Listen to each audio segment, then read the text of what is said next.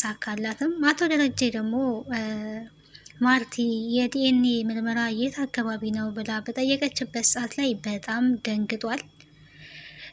ምን ያለበት ፈስ ያለበት ዝላይ አይችልም እንደተባለው በጣም ነው የደነገጠው ማለት ነው። ምክንያቱም ዳጣ እንግዲህ ቤት ነው ያለችው። የእሱ ልጅ እንደሆነች ከእሱና ከዳጣ ውጪ የሚያውቅ ሰው የለም። አሁን ላይ ደግሞ ስለ ዲኤንኤ ተነስቶ የማይታወቅ እንግዲህ እንግዳ ነገር ቤት ውስጥ ሲወራ በጣም ነው የደነገጠው ማለት ነው። ሰላም ጤና ይስጥልኝ ውድና የተከበራችሁ የቻናል ቤተሰቦች እንዴት አላችሁ? በያላችሁበት ሰላማችሁ ይብዛልኝ። ለዚህ ቻናል አዲስ ከሆናችሁ ሰብስክራይብ በማድረግ ቤተሰብ ነው ነባሮች ሁሌ ስለምታበረታቱኝ አመሰግናለሁ። ቪዲዮን በላይክ ጀምሩ። እንግዲህ ተወዳጁን ዳጣ ድራማን ወደ እናንተ ይዤ መጥቻለሁ። በዚህ ፓርት እንግዲህ አዳዲስ ነገሮች አጓጊ የሆኑ ፓርቶች ተፈጥረዋል ማለት ነው።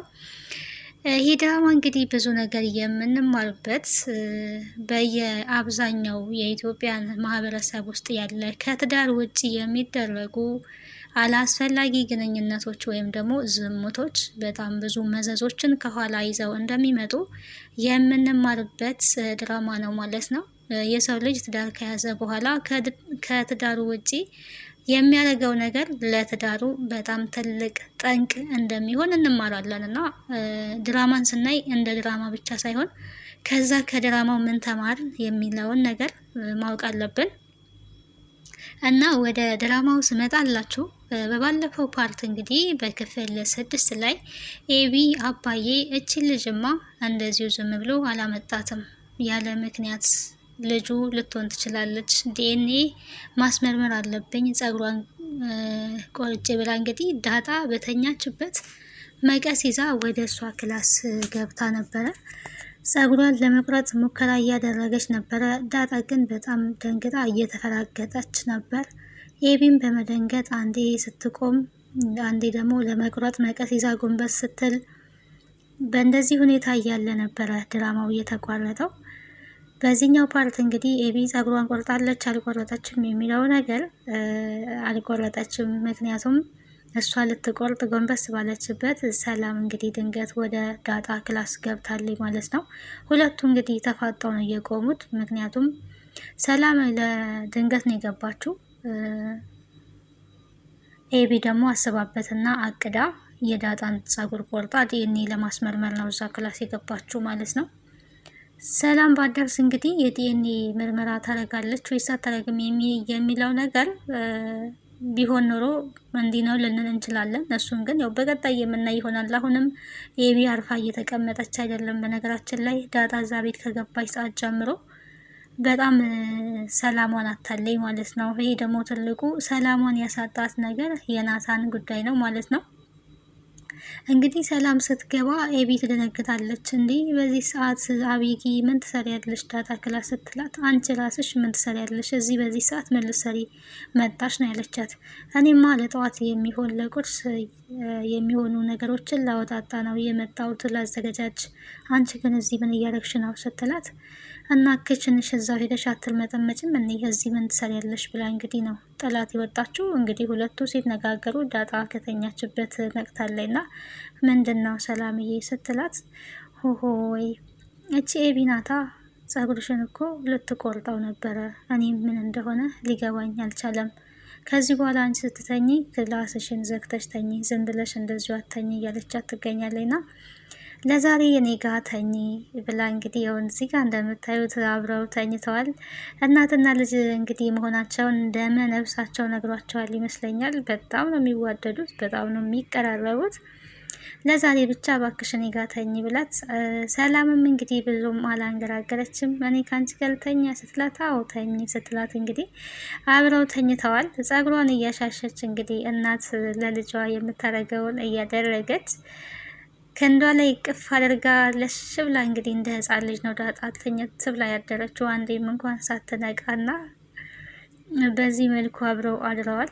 በቃ ጠዋት ላይ ስትነቃ ሁሌ እንደዚህ ነው የምትተኙ ብላታለች ሰላም። ምክንያቱም ዳጣ አንዴ እንኳን ቀስቀስ ሳትል እንደተኛች ነው እንግዲህ ሰላም እየተናገረች ያላችሁ ማለት ነው።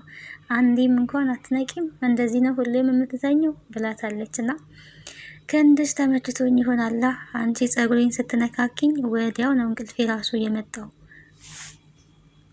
ወዲያው ነው ትኝት ያልኩት። አንቺ ግን ተመችቶች ተኛች ስትላት እኔማ ተኝቼ ያደርኩኝ፣ አንቺ ግን በጣም በቃ ምንም ነገር አንዴ እንኳን ንቅት አላልሽም ብላታለች።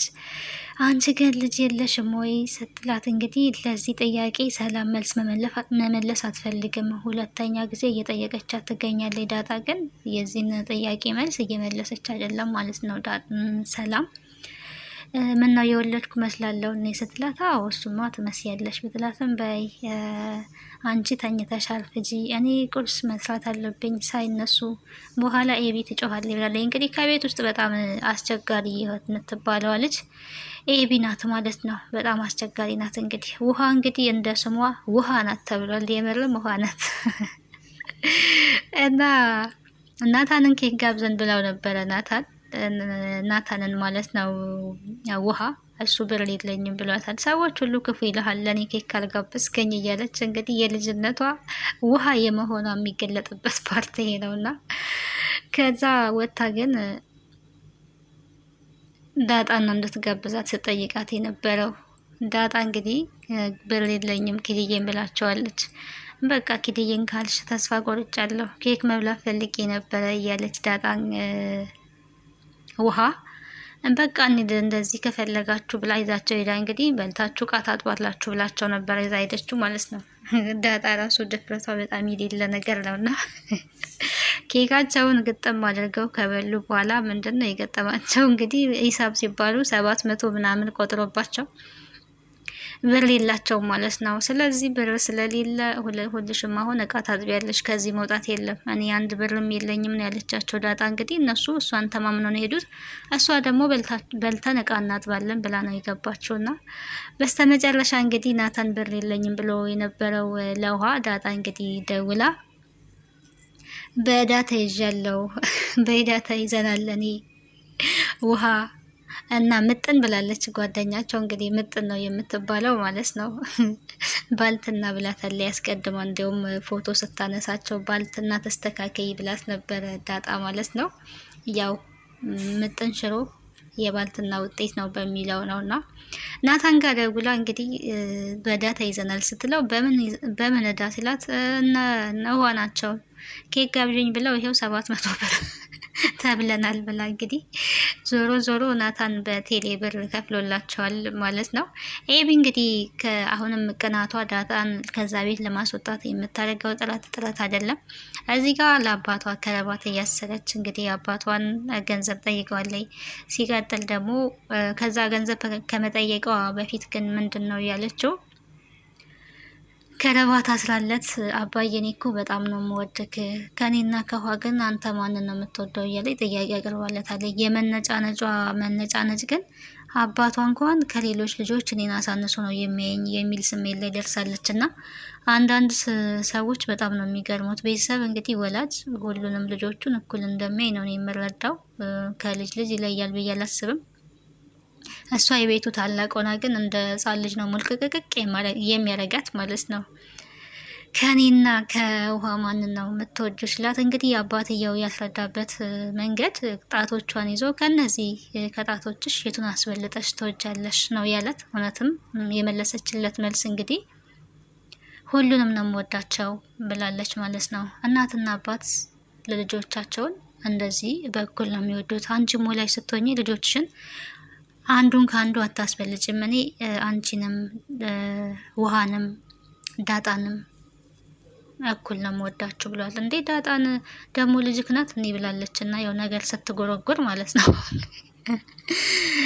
እንደዛ ማለት አይደለም። በቃ ምን ማለት ፈልገሽ ነው? አንቺን አንደኛ ከዛ ውሃን ከዛ ዳጣን ወዳለሁ ብሏታልና እና ብር ጠይቃለች። 10,000 ብር ጠይቃለች አባቷን። አባትየው ግን ብር አልሰጣትም። ለምንድን ነው የፈለግሽው ሲላት የመለሰችለት መልስ እማዬ ብትሆን ብር ስላት ዝም ብላ ነው የምትሰጠኝ። አንተ ግን ያው ስለማትወደኝ ብር ስጠይቅህ ምክንያቱ ለምን እንደሆነ ትጠይቀኛለህ ብለዋለች። እኔ ደግሞ ስለምወድሽና ስለምጠነቀቅልሽ ገንዘቡ ሊያጠፋሽ ስለሚችል ምክንያቱን ካልነገርሽኝ አልሰጥሽም። አይደለም 10,000 ብር አንድ ሳንቲም እንኳን ልሰጥሽ አልችልም ብሏልና አባቶች ያለ ምክንያት ያው ምንም ነገር ሊያደርጉ አይችሉም። ለልጆቻቸው ይጠነቀቃሉ ማለት ነው። አባት ያው ጠባቂ ነው፣ መከታ ነው። እናት የሆነ ሩሩ ሆና ልጆቿ የፈለጉትን ነገር ብትሰጥም እንኳን አንዳንዴ በሚሰጠን ነገር ወይ ደግሞ በሚሰጣቸው ነገር ልጆች ሊጠፉ ይችላሉ ማለት ነው። ስለዚህ አትወደኝም ነው ያለችው። ገንዘብ ስላልሰጣትም አትወደኝም እንደዛ በሚል መልስ ነው የመለሰችው። እና እኔ ስለምወድሽ ነው በባለፈው ወርቁን ወስደሽ እንኳን ለእናትሽ ያልነገርኩት፣ ለእናትሽ ነገር ቢሆን ኖሮ እናትሽ ትደበደብሽ ነበረ ብሏታልና ብር ተከልክላለች። እናቷ ስትመጣ እንግዲህ እንደ ሕፃን ልጅ ነው ሄዳ አልግሳ አባዬ እኔም ብር ከልክለው ለዳጣ ብር ሰጠ ያለቻት ማለት ነው። እኔን አይወደኝም ነው የምትለው አሁንም ኤቢ ማለት ነው። አባትሽ ምንም ነገር ያለ ምክንያት አያደርግም። ለዳጣ ገንዘብ ሰጥቶ አንቺን ከከለከለሽ ገንዘቡ አንቺን አያስፈልግሽም ማለት ነው ያለችውና ማርቲ ባሏን በደንብ ጠንቅቃ ታውቀዋለች። ደስ የሚለው ነገር ማለት ነው ያለ ምክንያት አይከለክልሽም። ለዳጣ ሰጥቶ ለአንቺ ከከለከለ ብሩ አያስፈልግሽም ማለት ነው ብላ እንግዲህ ደጋግማ ነግራታለች። እኔን ስለማይወደኝ ነው ብላ እንግዲህ እያለቃቀሰች ነበረ። እንዴት እንደዛ ትያለሽ? አባትሽ ሁላችሁንም ነው የሚወደው። ሁለተኛ ደግሞ ያንን ባለፈው ያልሽውን ነገር እንዳትናገሪ ብላታለች። እሱን እኮ ነው የምትመስለው፣ ይመሳሰላሉ። እስኪ ልብ ብለሽ እያት እያለች ነው። አሁንም ዳጣ እንግዲህ አባቷን ትመስላለች እያለች ነው። ኤቢ በጣም ተጠራጥራለች። ማርቲም ምን አስባ እንደሆን ባናቅም እንግዲህ የዲኤንኤ ቦታ ጎግል ላይ ሰርች እያደረገች እያየች ነበረ። ከዛ እንግዲህ ያላገኝ ስትል ደረጀን ዲኤንኤ ምርመራ ቦታ የት ነው እያለች እየጠየቀች ነበረ። አቶ ደረጀ እንግዲህ ይሄ ነገር በጣም አስደንግጦታል። መግቢያ ላይ እንደተመለከታችሁት ለምን ፈለግሽው ምን ማለት ነው ብሎ በጣም ነው እየደነገጠው። ማርቲ እንግዲህ ምን ያስደነግጠሃል? ልጆቼን ለማረጋገጥ ነው እንዳልል አንተን አስመስዬ ነው የወለድኳቸው። ምን አስደነገጠክ? አይ ያልደነገጥኩኝም እኮ ደነገጥኩኝ እኔ ነው ያለው። ድንጋጤ ስሜት ይታወቅበታልና ምን ሆነሃል? በጣም እየተቀያየርክብኝ እኮ ነው፣ የማላቀው ሰው ሆነህብኛል እያለች ትገኛለች ማርቲ። መናገር ካልፈለግ ደናደር ብላ እንግዲህ ማርቲ ትተኛ ስትል የምን ደናደር ነው? እሳት ለኩሶ ወደፊት ነው ወይም እንደና ማደር ነው ብሏልና እና ማርቲ እውነቱን ያወቀችለት ምን ሊፈጠር ይችላል የሚለው ነገር በጣም አሳሳቢ ጉዳይ ነው ማለት ነው። ለምን ፈለገች? እውነት ልጅቷ እንዳለቻት እሷም ተጠራጥራ በድብቅ ልታስመረምራት ፈልጋ ነው። ኤቢ ደግሞ 10,000 የጠየቀችው መቼም ያለ ምክንያት አይደለም የዚህን ያህል ብር የጠየቀችው። ምክንያቷንም ደግሞ መናገር አልፈለገችም። ስለዚህ እሷም የዲኤንኤ ምርመራውን ለማድረግ አስባለች ማለት ነው።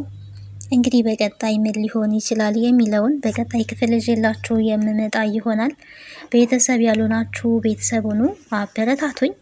ስለምታበረታቱኝ ከጎን የሆናችሁ ሰብስክራይብ፣ ላይክ፣ ሼር የምታደርጉትን ቴንኪው ብያለሁ። በጣም አመሰግናለሁ። ይሄ ድራማ እንግዲህ አስተማሪና ተወዳጅ ድራማ ነው። በትዳር ውስጥ ድብቅ የሆነ ነገር አይኑራችሁ ነው። ምክንያቱም የሆነ ለዛውም ልጅ ተደብቆ የሚቀር ነገር አይደለም እና አቶ ደረጀ እንግዲህ የገጠመው ይሄ ነው ማለት ነው።